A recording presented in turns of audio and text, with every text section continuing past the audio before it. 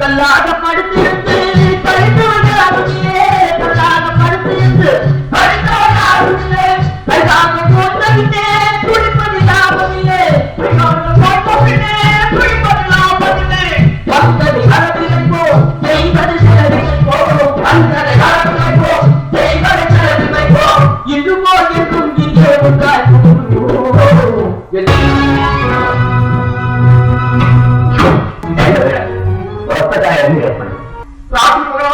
முப்பத்துக்கு ஒரே ஒரு புள்ளவா இருக்கான்.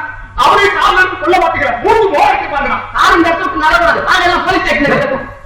என்ன பெண்களுக்கு மரியாதை எல்லாம் பேசுறது பலாத்காரத்தினால ஒருத்தருடைய மனசை திருத்தவே முடியாது.